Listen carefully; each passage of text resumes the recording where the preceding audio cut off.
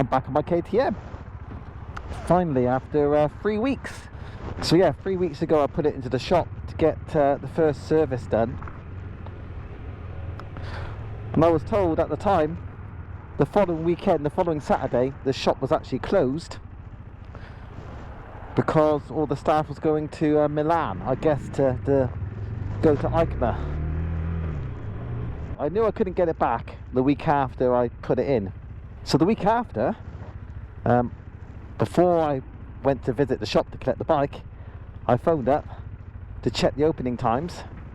There was an answer phone message basically saying press 4 for opening times. So I did that, and it said Saturdays 9:30 I think until 4:30. So I arrived at 3 o'clock in the afternoon, and the shutters were down and the gates were closed, so the shop was shut.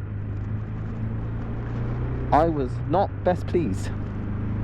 So I phoned the following Monday, which was this Monday just gone, and the guy I spoke to said, yeah, we close on Saturdays at 1 o'clock. I got no idea why it says 4:30 on the phone message, and I couldn't make it back down to the shop until today, this Saturday. Well, I'm finally back on it. First service done.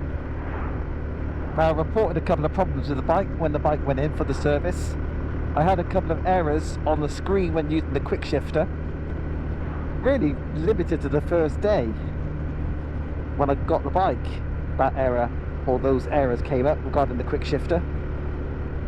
But the guy at the shop told me they managed to repeat the issue and they've reprogrammed the Quickshifter, whatever that means. Another issue that I had was that the seat, the saddle, the seat cover had creased basically within 20 miles of first riding the bike home when I picked it up in the first place, when I bought it. So I requested a warranty replacement, and the shop put that to KTM. KTM agreed, so I've got a new seat. So creasing of the cover shouldn't be happening, and hopefully that problem's solved. So now it just remains for me to ride the bike and enjoy it. And now the first service is done, I can use the whole rev range as well and not be limited to about 6,000 RPM. It looks nice and sunny here, doesn't it? But I'm guessing it's about 3 degrees Celsius. It is really cold. I'm glad I fitted heated grips. And I got handguards on, that helps a bit. But I tried to G myself up yesterday and say, look, the roads are likely to be dry tomorrow, if not exactly warm. Get out and ride the bike. But what I think I'll do is ride the bike home. It's, what's the time now? It's about 10 o'clock, I think, in the morning. Oh, it's 20 past 10 already. Wow. I was hoping to get home and then go and get McDonald's breakfast to warm up. I might not have the time to do that. So I'll probably have a Mackie D's breakfast, give it a couple hours, get to lunchtime-ish, wait for it to warm up a little bit, and go back out for a little spin. Alright folks, right, a couple hours later, well more like 3 hours later, and I'm back out on the bike, maybe just for an hour or so, because it won't take long for the sun to start getting lower in the sky, and when it does, the temperature's going to plummet. I imagine it's about 6 Celsius now, somewhere around there. But look at the sunshine, so I've got to make the most of it. Hopefully you can see me okay with that camera. I put it on the front of the bike in the shed, and it's not very straight. But yeah, what quite surprised me and put a smile on my face was the bolt, the single bolt that holds the screen onto the front of the bike. It's the same thread as you find with GoPro mounts, like thumb screws and things like that, which lets me mount other camera stuff to the front of the bike. Although I do think, I think the camera's moving. And because the bike's on its side stand, it's a bit hard to tell when the camera's really upright or not. But if the camera mount holds, that'd be good. It's nice to have the camera a bit further away from me, rather than you having an extreme close-up. Now the good news is, with this screen I've got on top, there's actually hardly any wind buffeting. I'm being a bit careful with my words here. There's no wind buffeting. It's not uncomfortable. But the smooth air that is coming over the over above and below the screen is being directly aimed at my upper chest. So it's not buffety, but it is bloody cold. My neck there is taking a lot of cold, icy air at the moment.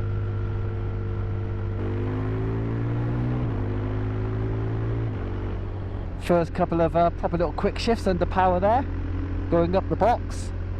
Now I said when I was running the bike in, the quick shifter wasn't that good. It was a bit notchy and there's quite a bit of a rev cut. But I did say it could be because, you know, I'm not using too many revs. I wasn't able to use too many revs. So it does seem that, yeah, harder throttle quick shifts when you're on the power seem smoother. So that's good. Looking forward to actually using that.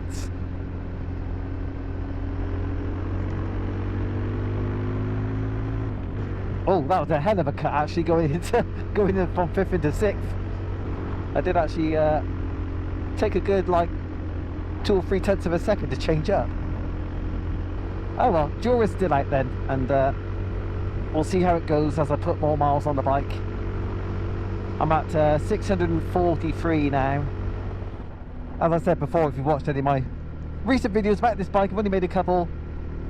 But I have a Kawasaki Versys 300 as well, which I've had for about a year now. And the performance on this bike makes my Kawasaki feel a little bit sick. It's a little bit limp.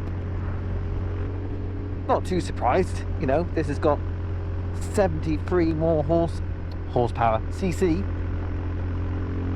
And it's a big single as opposed to a parallel twin. But it just pulls so much better everywhere.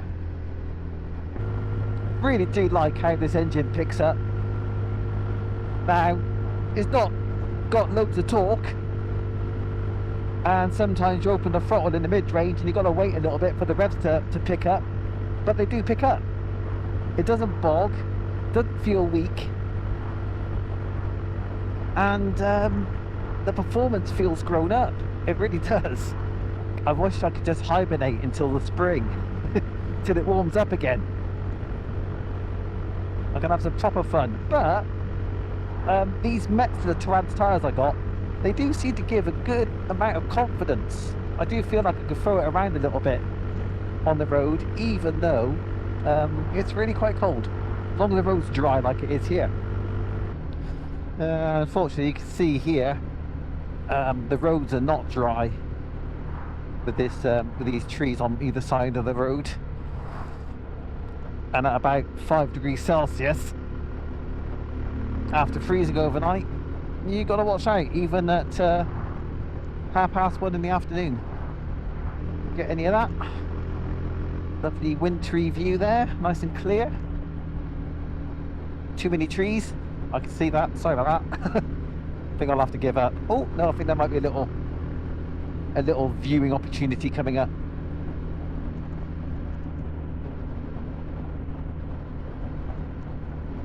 I can see nothing through these mirrors at speed. I don't know if you'll be able to see this. I see the traffic behind me. I think I need better mirrors.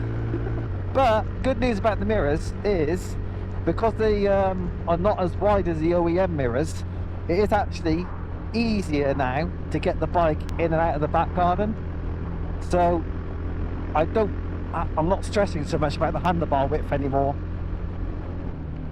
I do like, if you see the screen there, it's a bit hard to see, but on the left hand side I've got music controls, because my motorbike's connected to my phone and my phone is connected to my headset, so my headset can start playing music on the phone and then because the phone's connected to the bike, which is in my tank bag here, then I can see what's playing most of the time. Occasionally, if I turn the bike off and on during a ride, if I park up somewhere, then the current song display gets frozen and I can skip tracks on my headset pressing a button on the side, but it doesn't update there, and the buttons don't work anymore. So it's not foolproof, but it's still pretty cool. A national approach is, let's get into third gear at 30, and then let's open it up.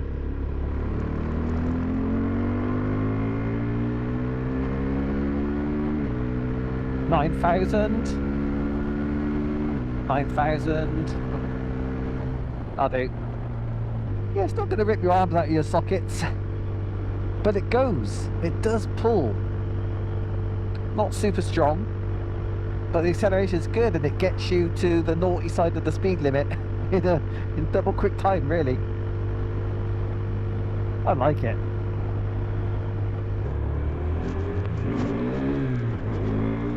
I can't believe it. When I got back on this bike after picking it up from AMS earlier, I was reminded about generally how stiff it feels, even though I've softened off the front suspension a bit before I put the bike in for the service, which sets it up well again for throwing it around on the back roads. And I don't know when I'm actually going to take this bike off-road or even green laning. Probably not this winter, but we'll see. If the temperature rises, maybe. I don't feel any pressing need to take this bike off-road. It's just suited me as a pure road bike. My desire to go off-road has been, I don't know, slightly tempered, really, because this is going to put a big enough smile on my face on the road. I can use all the power, or a good bit of it. It's going to keep me entertained.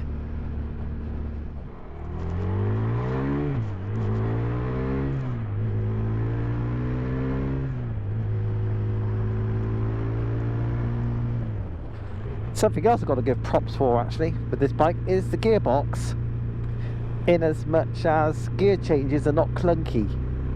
So it's a fairly nice snick going from one gear to the next using the clutch. So it's no chore changing gear.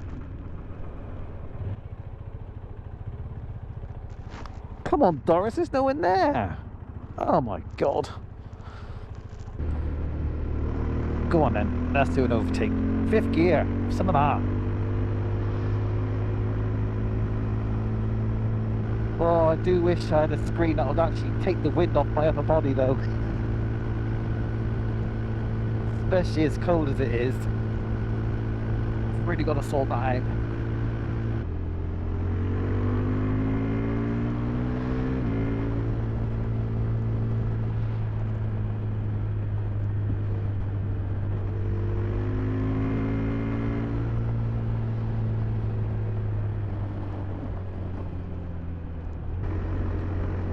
Oh, and the other thing about riding today is the gritters haven't been out yet, so we've still got no salt on the roads. I'm sure that won't last for long either. And when the salt comes out, I can't see me riding any of my bikes on the road, because I'm not very good at cleaning bikes. There'll be salty residue left on the bikes for weeks at a time. Knowing me, like I do. So another reason why I'm glad to be out today. And I didn't quite imagine I'd be doing 90 miles plus today, but that seems to be where I am right now.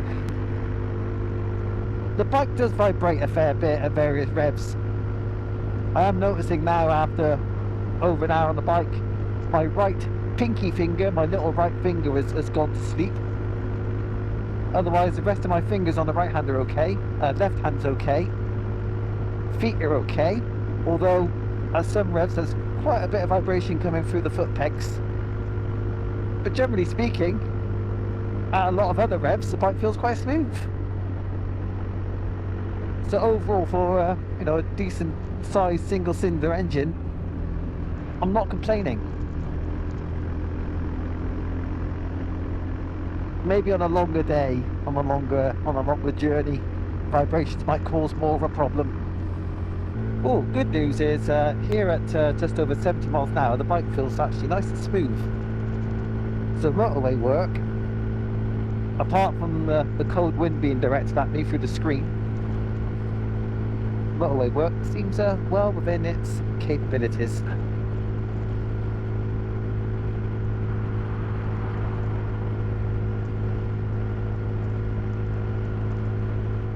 So don't know with the weather and whatnot, don't know when I'll be next out on the KTM or any one of my other bikes. So yeah, I'm sure I'll be seeing you soon one way or the other. So take care of yourselves. Sure I'll be back before Christmas. So see you soon. Take care. Ta-ra.